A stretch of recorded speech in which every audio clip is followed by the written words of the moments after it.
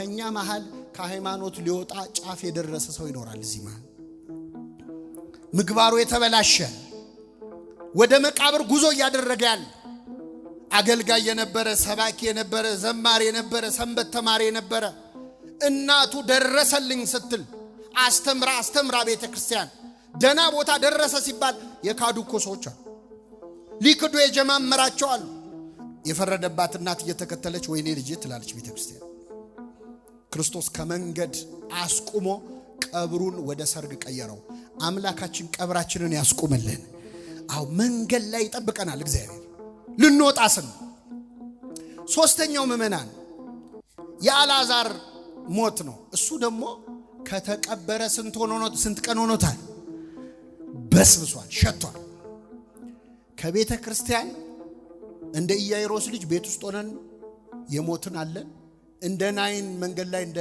ተነሳው ልጅ ልንወጣ ጫፍ ላይ አለን አረ ከፈረስን ከበሰበስን የቆየን ደሞ አለን መቃብር ውስጥ ከገባን የቆየናል የሸተትን ህይወታችን ተስፋ የለውም በቃ ሞቷል የሚያስብል ህይወት ያለን በጣም ብዙዎች አሉ ሌላ አልዓዛር አትፈልጉኛንን አልዓዛር የተቀበርነው 4 ቀን የሆነን የምትወደው ታሟል የሚል ጸሎት የሚገባው ለኛ ነው በእውነት ክርስቶስ መጣ አለቀሰ እንባውን አፈሰሰ ይላል አምላካችን ያለቅሳል ለኛም ለአልዓዛር 4 ቀን ሞተ ብሎ ያለቀሰ ክርስቶስ ለኛ ምን ያህል ያለቅስ ይሆን ለአልዓዛር ያፈሰሰው እንባውን ነው ለኛ ያፈሰሰው ምኑን ነው ደሙን ነው እንዴት ይወደን ይሆን እንዴት ቢወደው ነው አሉ አይደለም ባውን አይተው እኛ ደግሞ ደሙን አይተን እንዴት ቢወደን ነው ደሙን ያፈሰሰው እንላለን አለቀሰለት ለአልዓዛር አዘነ ወዴት ቀበራችሁት አለ እስኪ ከኔ ጋር በሉ ወዴት ቀበራችሁት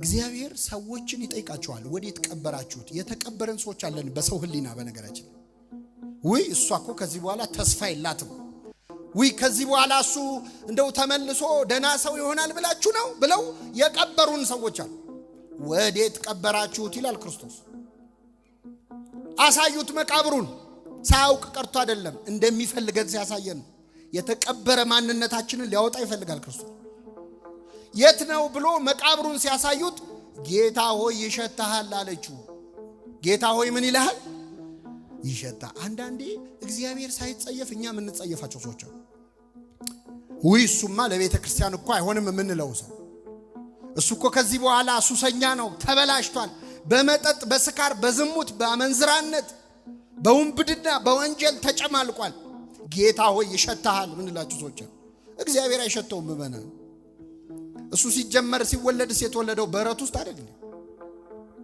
የሚሸት በረት ውስጥ እኮ የተወለደው እንደ በረት የከረፋ ማንነት ቢኖራችሁ እኔ አልጸየፋችሁም ሲል ይሸታሃል አለችው ማርታ ፈረደባት ዛሬ መሰለኝ አዎ ያልተማረ ሰው እንደዚህ ነው ይሸታሃል ይላል ቤተክርስቲያን ውስጥ ይሸታሃል ምንላቸው ሰዎች አሉ የፀጉር አቆራረጣቸውን አይተን አለባበሳቸውን አይተን ውሏቸውን አይተን እንዲያለ ጉባኤ ሲመጡ አይሱ ለዚህ ነገር አይሆንም ምንላቸው ሰዎች ትዝ ይላቸዋል ጳውሎስን ሲመርጠው ሳውልን እግዚአብሔር የቸገረው እኮ ጳውሎስን ከማሳመን በላይ ሐናንያን ማሳመን አረ መርጫዋለው አጥምቀው ሲል አረ ጌታ ሆይ አሳዳጅ እኮ ነው አይሆንም ማለት ለማንም ይነግረው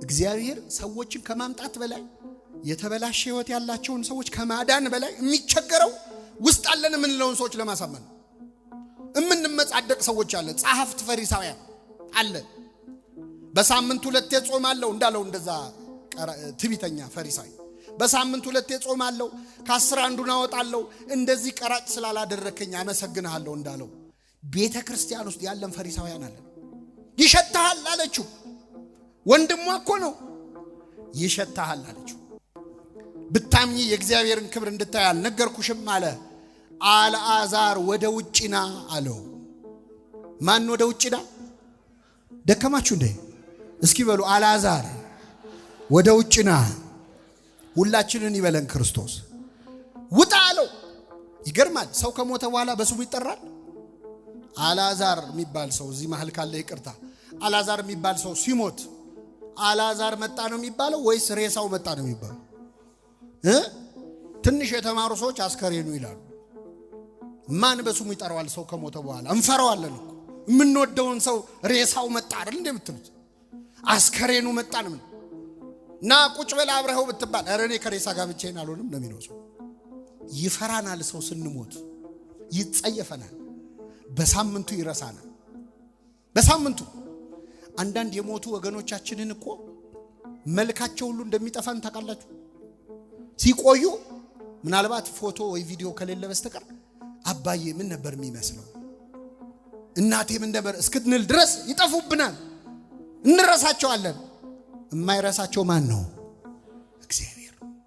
እኛ ብንረሳውም ቅድማያትህን ያትህን ቅድማያት በጣም ቅምቅማያት ምንጅላትን ወደ ኋላ ሄዶ የሞቱትን አንተ ባታስታውስ ማን ያስታውሳቸዋል?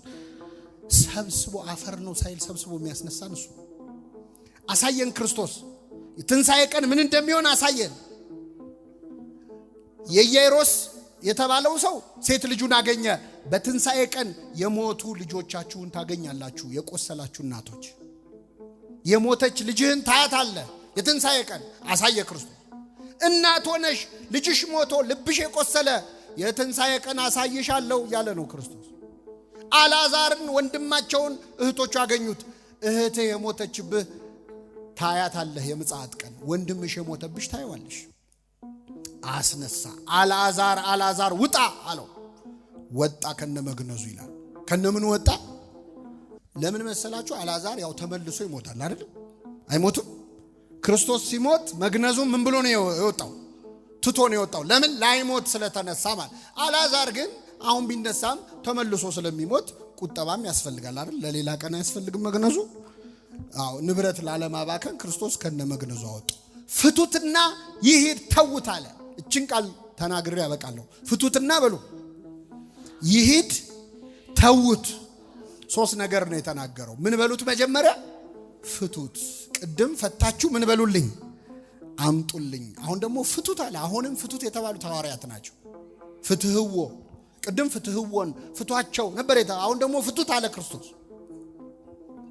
መፍታት የቤተ ክርስቲያን ስራ ነው፣ የካህናት ስራ ነው። ቅድም ከሐዋርያቱ ሁለቱን ነው ፈታቸው አምጡልኝ አላቸው። ቀሳውስት አባቶቻችን እኛን የመፍታት ስልጣን አላቸው የላቸው? እንድርያስንና ጴጥሮስን ላካቸው ይላል። ፊልጶስን እንድርያስን ላካቸው ይላል። አሁንም ከደቀ መዛሙርቱ ሁለቱን ላከ። ዛሬም እዚህ መሃል እንደ አልዓዛር የተተበተበ ኃጢአት ያለብን በጣም ብዙ ሰዎች አሉ። ይጠራቸዋል ካህናቱ። አሁን ያሉ ካህናትም ከደቀ መዛሙርቱ መካከል ናቸው። ከሐዋርያት ጋር ይቆጠራሉ አይቆጠሩ? መልሱልኝ። ብፁዕ አቡነ ጎርጎርዮስ በረከታቸው ይደርብንና ዘዋይ ትምህርት ሲያስተምሩ አንድ ፈተና ፈተኑ የሚል ነገር ሰምቼ ነው። ፈተናው ምንድነው? ከሐዲስ ኪዳን ካህናት ሶስቱን ጥቀስ የሚል። ስንቱን? ከዛ ተማሪው በሙሉ ጴጥሮስ፣ ያዕቆብ፣ ማቴዎስ ይላል። ሉቃስ እገሌ እገሌ ይላል። አንድ ብልህ ተማሪ ተነሳና መምሬ ከበደ፣ መምሬ አየለ፣ መምሬ ቶሎሳ አለ። ልክ ነው ልክ አይደለም? እነሱም የማን ካህናት ናቸው? የሐዲስ ኪዳን ናቸው። ፍቱትና ይሂድ አለ። ከኃጢአት ማሰሪያ ፍቱ ተብሎ ለአባቶቻችን ለካህናት ተሰጥቷቸዋል። በምድር የፈታችሁት በሰማይ የተፈታ ይሆናል፣ ያሰራችሁት ታስሯል። ሲተረጉመው ዮሐንስ ወንጌል ምዕራፍ 20 ከቁጥር 23 ላይ ኃጢአታቸውን የያዛችሁባቸው ተይዞባቸዋል፣ ይቅር ያላችኋቸው ይቀርላቸዋል። ስለዚህ እንደ አልዓዛር የተተበተበ ኃጢአታችንን የመፍታት ስልጣን ለማን ነው የተሰጠው? ለካህናት። ፍቱትና ይሂድ ብቻ አይደለም፣ ይሂድ ተውት አለ። ተውት በሉ እስኪ። ምን መሰላችሁ? አሁን አንዳንድ ሰው ሰካራም የነበረ፣ አመንዝራ የነበረ፣ ሱሰኛ የነበረ፣ ክፉ ታሪክ ያለው ሰው እንደምንም ብሎ ክርስቶስ ውጣ ብሎ ከኃጢአት መቃብር ያስወጣዋል። እንደምንም ብሎ ወደ ቤተ ክርስቲያን ይመጣል። ከመጣ በኋላ ካህናት በንስሐ የኃጢአቱን ማሰሪያ ምን ይሉለታል? ይፈቱለታል። ከተፈታ በኋላ ግን እኛ አንተው ክርስቶስ ፍቱት ይሂድ ምን በሉት ተውት ነው ያለው። ከኃጢአት የተመለሰን ሰው እኛ መች እናስቀምጣለን? ዘፋኝ የነበሩ ሰዎች ዘማሪ ሲሆኑ እየሰማችሁ ነው። ከዘፈን ወደ መዝሙር የመጡ ሰዎች መች እንተዋቸዋለን? ዘፈኑን ሳናነሳ እንለቃቸዋለን እንዴ? በማስከተል የምትዘምርልን እህታችን ያው እንደምታውቁት የበፊት ህይወቷ አንዳንድ ሰው ደግሞ እኔ እማርባታለሁ በሷ ይላል። ሳይሽ ትምህርት ትሰጨኛል እንዴ? ማን ነው ተማሪ አስተማሪ ያረገ? ጴጥሮስ ማን ነው ሐዋርያት ያረጉትን አይታችኋል? ማቴዎስ ቀራጭ ነበረ። ቀረጥ የሚሰበስብ ወንጀለኛ ሰው ነበረ። አንድ ወንጌላዊ አንድ ሐዋርያ ማቴዎስን ስሙን ሲጽፍ ቀራጭ ነበረ ብሎ አልጻፈም። ቀራጭ ነበረ ብሎ የጻፈው ራሱ ማቴዎስ ነው፣ እግዚአብሔር ያረገለትን ምህረት ለመግለጽ። እኛ ግን ሰዎች ከተመለሱ በኋላ መች እንተዋቸዋል? አንለቃቸው። የሚያነጻን ማን ብቻ ነው? በምድር ላይ ያለ አጣቢ ከሚያነጻው በላይ ልብሱ ነጭ ሆነ ይላል እግዚአብሔር። በምድር ያለ አጣቢ ከሚያነጻው በላይ ማንጻት ይችላል። ምን ማለት መሰላችሁ? ሰዎች የፈለገ ቢምሩን ይቅርታ አያረጉልንም። የቀደመ ኃጢአታችንን ያስታውሳሉ። የሚረሳልን ማን ነው? እጠበኝ ከበረዶ የሚልቅ ምን ሆናለሁ? ነጭ ማድረግ የሚችል እሱ